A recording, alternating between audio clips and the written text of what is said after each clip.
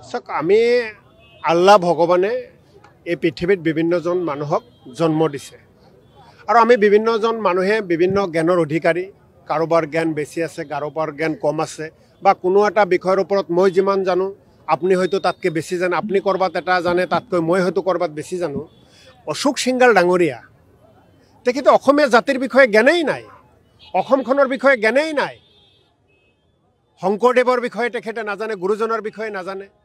মাধৱদেৱৰ বিষয়ে নাজানে আজান ফকীৰৰ বিষয়ে নাজানে এইখন অসমৰ যেতিয়াৰ পৰা অসমীয়া জাতি গঢ় লৈ উঠিছে বৰ অসম বুলি আমি যিটো কওঁ এই বৰ অসমৰ সংজ্ঞা কি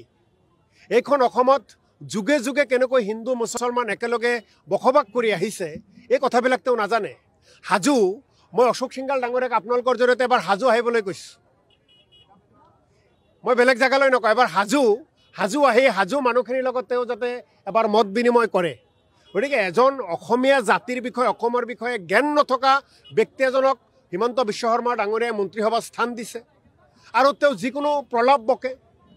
গতিকে যাৰ জ্ঞান নাই তেওঁ বিভিন্ন কথা ক'ব পাৰে গতিকে জ্ঞান নোহোৱা ব্যক্তিৰ লগত আৰু মই কি কথা ক'ম গতিকে মই এটা কথাই কওঁ অসমীয়া মাতৃয়ে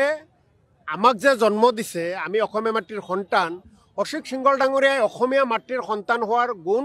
তেওঁৰ গাত মই দেখা নাই